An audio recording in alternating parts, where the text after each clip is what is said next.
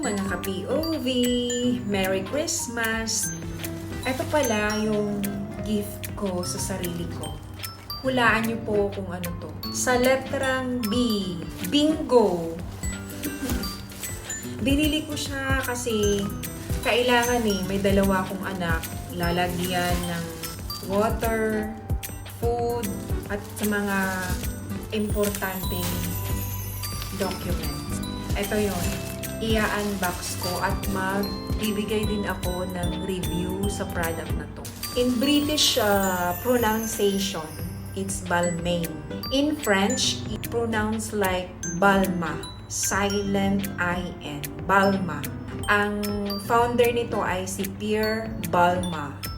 Year 1945. Imagine, napakatagal na pala nitong product na. Hindi ako basta-basta bumibili ng bag. The moment makita ko yung bag at ma-feel ko na bet ko siya, saka lang ako bumibili. Nabili ko pala to ng 1,400 dirhams. Naka-sale na siya ha. Hindi naman masyadong mahal. I-convert nyo na lang yung 1,400 dirhams times 15. Bahala na kayo mag-arithmetic. Ito letter B, bagong-bago, di ba?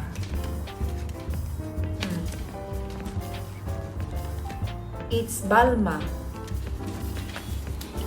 That's the correct pronunciation in French.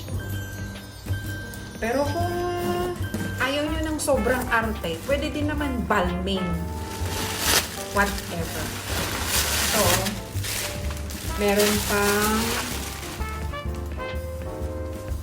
bag. Para pag hindi gagamitin, pwedeng itago ulit dito. Kagaya nung Louis Vuitton ko, maganda pa rin siya na preserve siya pag mayroong ganito. Ito malaki siya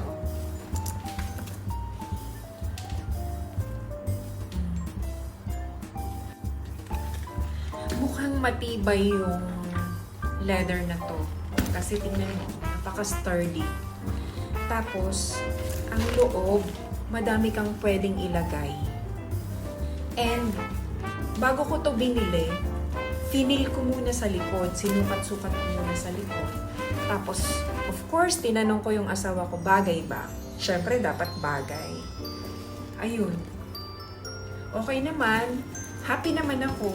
At excited na akong gamitin mo to. Alam ko magtatagal to sa akin kasi maingat ako sa gamit. At kapag may binili ako na isang bagay na maganda yung quality, iniingatan ko talaga. Mahabang panahon ang pagsasamahan namin ito. Excited na akong gamitin to. Hopefully, maging masaya kami together.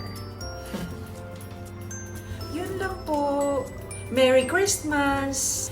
Hope maging happy po tayo lahat sa Christmas. And most importantly, healthy and we spend together with our families. God bless you all. Mwah.